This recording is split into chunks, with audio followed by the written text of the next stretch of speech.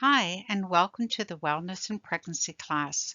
This class is accessible while you are waiting for appointments and also from the comfort of your home.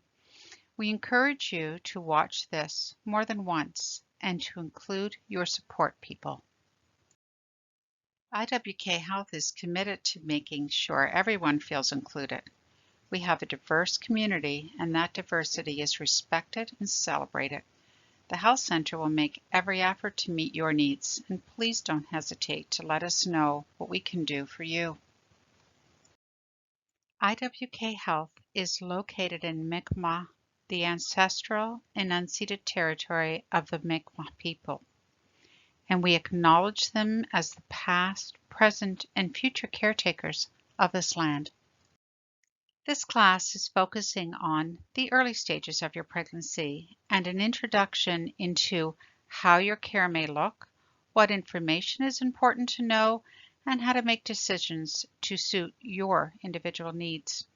We want to share with you the principles of making informed decisions and cover some common tests and procedures you will be offered. This class is not meant to replace the communication you have with your health team, but rather encourage conversation and reflection as you move closer to your birthing day. We hope that you are able to use this information as a starting place when engaging with your family, support people, and care team. Informed decision making. It is tremendously important that you are engaged in the decision-making process throughout your care. This is your body, and for a lot of people, this is the first time that you've been engaged in the healthcare system. Choice and consent are very similar, but very different terms. Choice. Choice is about knowing all of your options and then having the time and space to make a decision that suits your individual needs. Consent. After options have been discussed with you and you have had time to ask questions, consenting to a procedure or test is giving your permission. Why is informed decision making so important? It improves the satisfaction for everyone involved. It allows you to be an autonomous individual and create space for your team to truly understand your needs. Plus, the research is evident. When informed decision making is present, outcomes are better. Informed decision making isn't always easy. Sometimes you, as a recipient of care, may just want to be guided into a decision. Sometimes it may seem to you that a provider just wants to guide you in a certain direction. It isn't always seamless, but there are certain things that make making decisions easier. Language is one. Medical terms are not always familiar, so make sure you understand by asking for clarification. This sometimes takes time, and appointments can be shorter than you'd hope for. Try not to feel rushed. If you are able to come prepared with questions and updates from other care providers that you may have seen, this may help things go more smoothly. When it's time to make a decision for your care, we have a great tool to help guide conversations so that you can make the best informed personal care decisions. Born decision-making tool. B is for the benefits. What are the benefits of the procedure? O, options. What options or alternatives are available to me? R, for the risks. What are the risks of the procedure, if any? And what are the next steps if the procedure does not work out? N is the option to do nothing. What are the choices besides what is being offered? For example, is there a choice in doing nothing or waiting? Care providers give information and discuss the options for your care. They can't make the decisions for you. That is up to you. You are the decision maker in your care. We can't stress enough being engaged in your own health care by obtaining information and creating a trusting relationship with your care team can dramatically improve your overall experience. We mentioned medical language, but we also want to acknowledge that we have a thriving and diverse community. Our health system strives to offer interpreter services, both virtually and in person, so that you can receive care in the language and in the way that you understand and feel most comfortable. Please make sure you ask about this if it applies to you. At the beginning of your pregnancy, you will receive an estimated date of delivery. It is important to remember that, as special as this date is, it is not an absolute delivery date guaranteed. Most pregnancies go past the expected due date. This is especially true if it's your first birth. Full-term pregnancies are between 37 and 42 weeks gestation. That is a 5-week window, and this is normal.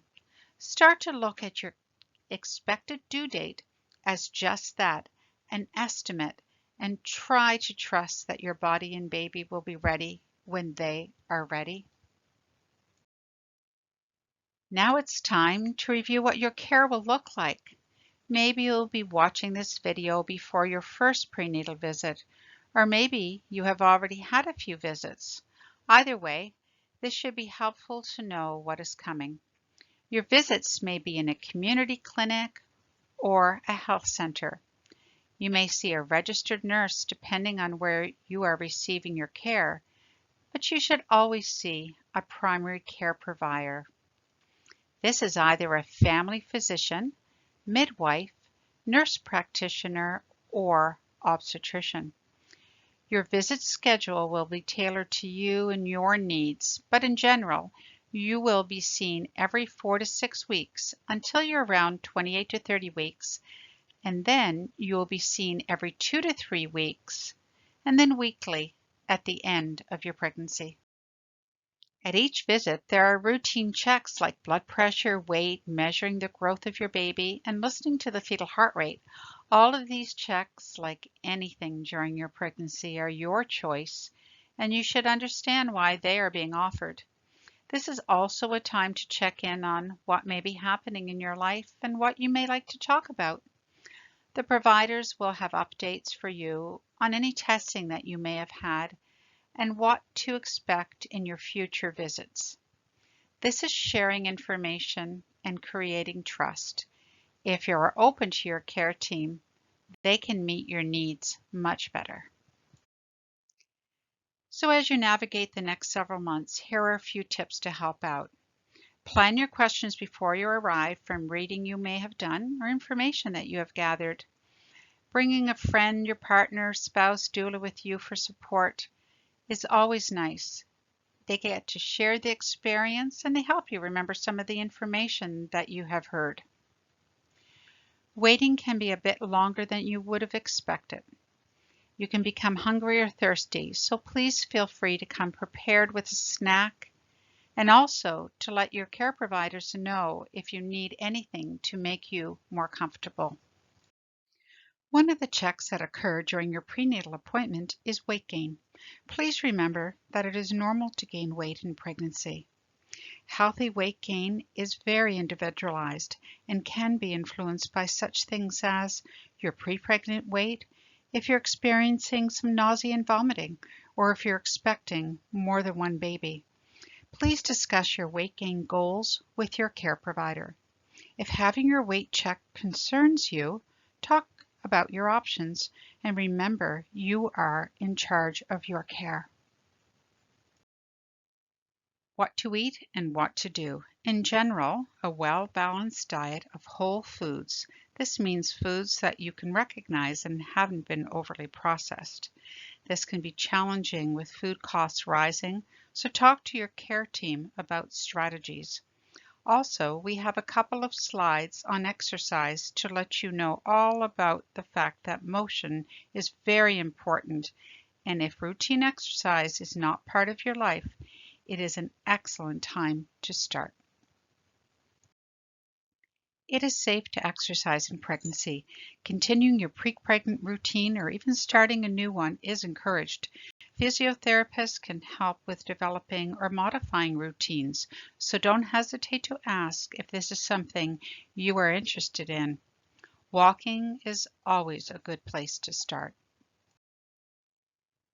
Current exercise recommendations in pregnancy include 150 minutes per week of activity, both cardio and resistance. Some activities are discouraged, like contact sports. In addition to a well-balanced diet, these are a few supplements that you may hear about that are beneficial in pregnancy. Supplements to consider would be vitamin D, which are great for immune boosting, fish oil and omega for heart health, prenatal vitamins, which cover a little bit of everything, calcium, bone growth for your baby. Magnesium is important for tissue repair and recovery, and probiotics for gut health and immune boosting. Talk to your provider about what supplements you are taking. The ones listed here are safe in pregnancy. Low iron is a very common condition in pregnancy, so let's review iron a bit more in depth so you can truly understand why this mineral is so important. Iron is used to make something called hemoglobin, and hemoglobin is like the glue that sticks oxygen to a red blood cell and allows this oxygen to flow through the body. When we don't get enough iron to make the hemoglobin, then we have less oxygen traveling around our body. Our blood has red cells, white cells, and plasma, which is a liquidy part of the blood. In pregnancy, the plasma almost doubles to allow for more circulation to help with the baby's growth. When the plasma doubles, this dilutes the red blood cells, and this can cause anemia. The importance of oxygen is likely obvious, but it also means you will have more energy, and you will recover from your labor and birth faster, and your baby will be getting the oxygen they need to grow and develop. Not everyone will experience anemia. Some of the more common symptoms are feeling lightheaded or out of breath, weak, or having headaches. These symptoms may not be related to your iron levels, but it's good to let your care team know in case a simple supplement could help. Food sources are always the best way to start when focusing on avoiding anemia. It's not just a big steak that has iron, but plenty of other sources like pumpkin seeds, berries, seed and nuts. Those whole foods that haven't been processed are your best sources of all vitamins, minerals, and nutrients. If an iron supplement does become recommended to you and you decide to start taking one, here are a few tips on how to promote making the most of the supplement. Discuss with your care provider the dose and frequency of taking the iron supplement that will best suit your needs. A few weeks after taking the supplement, blood work will be done to check your iron levels and evaluate the effectiveness. Your pelvic floor muscles are a group of muscles that fill in the base of your pelvis. They extend from your pubic joint to your tailbone and from side to side within your pelvis. They, along with your buttock and abdominal muscles, provide support to your bladder, uterus, and bowels. Thus, they play an important role in bladder and bowel control, as well as sexual function. These muscles help to prevent the leakage of urine, stool, and gas. During pregnancy, these muscles undergo changes influenced by the effect of the pregnancy hormones and are also required to support the weight of your growing baby. For most individuals, completing pelvic floor exercises regularly can assist with treating and preventing issues throughout your pregnancy and after the birth of your baby. If you have a history of pelvic floor dysfunction prior to your pregnancy, it is recommended to review with a physiotherapist who specializes in pelvic health and can provide you with individual recommendations. To activate your pelvic floor muscles, you need to tighten and draw in or lift the muscles around your vagina and anal passage. This action is like what you do when you are trying to prevent from passing gas. It is important to not contract your buttock muscle as you do your pelvic floor contraction and to continue to breathe and not hold your breath. Make sure you fully relax after each contraction. Relaxation of your pelvic floor muscles is as important to function as is the contraction. Reach out to a physiotherapist trained in pelvic health to review your technique and to provide you individual guidance throughout your pregnancy and after birth if you have any concerns. Physical health is only one part of growing a baby. We are all more than our bodies, and a holistic approach includes not only physical, but the social, emotional, psychological, cognitive, cultural, sexual, and spiritual parts of us. Mental health is more challenging than ever in our society, and mood and anxiety disorders have become the most common complication, with 23% of people having babies in Nova Scotia experiencing this. If you are struggling to get through the day, talk to your support people and care team. Sometimes proactive plans and strategies can help lessen the effects of the highs and lows in pregnancy. A great strategy you may want to consider is to incorporate the concept of nests. N for nutrition, E for exercise, S for the sleep, and T for time for yourself, and S for the importance of social supports. There is a questionnaire called the Edinburgh Depression Scale, and this will be used by your care team during your pregnancy. It is a great tool to help guide you both in determining whether you are experiencing a normal level of emotional highs and lows or something where more care and attention is required. The first trimester is one where the majority of routine testing and screening is offered. It is often a more medical time because there is a lot of information gathering to help evaluate health. All of the tests you will be offered are your choice, and everything will be reviewed with you by your care provider. You may also be offered a Pap screen for cervical cancer. These are safe during pregnancy, but not always necessary depending on when your last screen was. Routine screening for low-risk people is every 3 years. Sometimes providers may offer a thyroid test, and while everybody is offered some level of genetic screening, you may be offered additional testing depending on your age or history.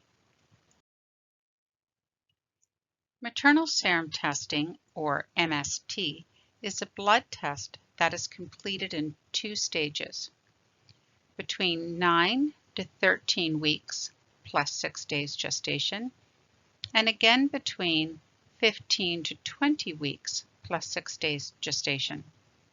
The test results combined can provide information on elevated risk associated with fetal conditions such as spina bifida, Down syndrome, and trisomy 18, which is similar to Down syndrome, but with more complex health concerns. These tests are not diagnostic. They won't tell you anything for certain, but can provide information to allow you to decide whether further testing is what you want. Before even having these tests, you and your partner should consider openly discussing what you want to know and what you both would want to do with the information. An EPR, or early pregnancy review, is offered to people who are over 35 years of age at their due date. It is an ultrasound that will look at some anatomy of the fetus, specifically the nuchal fold, which is an area of the neck. The thickness of this fold is measured, and depending on the result, this can mean a higher or a lower risk of Down syndrome when combined with the first maternal serum test result. The NIPT, or non-invasive prenatal test, is currently offered to everyone in Nova Scotia, but not fully funded. It is a maternal blood test which will provide information on risk of the same conditions being screened for in an MST and EPR. If you are at a higher risk, you may be offered a funded test, or if an MST or EPR result is significantly elevated. Again, it is important to have these conversations with your partner and yourself prior to undertaking testing to help you prepare for a potential unexpected result. Ultrasounds can be very fun. You get to see your baby, but it's important to remember that it is still a screening test. The purpose of the test is to see if there's anything unexpected. Ultrasounds are offered for dating early on and later in the pregnancy to look at the development of the pregnancy. Is the fetus growing well? Are the organs developing properly? Where is the placenta located? And how much fluid is around my baby? All these findings are reported back to your team and will be shared with you at your next prenatal visit. You will be offered blood work again in the 3rd trimester. This is a time where your blood volume has increased, and checking your iron may mean a recommendation for a supplement if it hadn't been started earlier. Maternal antibodies are also checked. These are little fighter cells that sometimes appear in pregnancy, usually related to blood type. As we continue to say, don't hesitate to ask what test is being offered and why they are recommended. Vaccines are such a huge topic of our times. The vaccines listed here for you are routinely offered. The flu and COVID-19 are often recommended because the severity of the illness can be increased in pregnancy. Tdap, tetanus, diphtheria, polio, and pertussis. This vaccine is offered in every pregnancy between 27 to 32 weeks gestation. This is a relatively newer recommendation following years of studies which recognized an increased risk of newborns acquiring whooping cough. The MMR vaccine, measles, mumps, rubella, is more specifically given for rubella, as getting rubella in pregnancy can have significant risks for the baby. At this stage, the MMR vaccine is recommended postpartum to protect future pregnancies. It is not recommended during pregnancy. Substances are not recommended in pregnancy. Any of these substances, nicotine, vaping, alcohol, cannabis, street drugs, will cross through the blood flow to your developing fetus and can have long-term consequences. As care providers, we have to inform you of this. We also understand that addictions are chronic medical diseases, but they are treatable and preventable. Your care providers want to help you, not to judge you, so don't hesitate to be honest and ask for help. Nicotine, vaping, and cannabis is a catch-all topic here because the recommendations are all the same. None are considered safe. Cannabis, which is fairly new in its legislation, is still lacking good evidence to say that it is safe, and this includes the use of CBD. If it is nicotine that you wish to cut down on, replacement therapies are safe, and pregnancy is often a time when people are more motivated to make these changes. Prenatal alcohol exposure is the most commonly known cause of preventable developmental disability in Canada. It can result in fetal alcohol spectrum disorder, known as FASD, a term used to describe the impacts on the brain and body of individuals exposed to alcohol during pregnancy. FASD is a lifelong disability. If you are pregnant or planning to become pregnant, the safest choice is to not drink alcohol. Most pregnancies are free from complications. In fact, this is how the world population has grown and evolved. There are common complications that you may or may not experience. Your body is changing significantly and getting ready to bring a small human into the world, so it stands to reason that you will experience changes.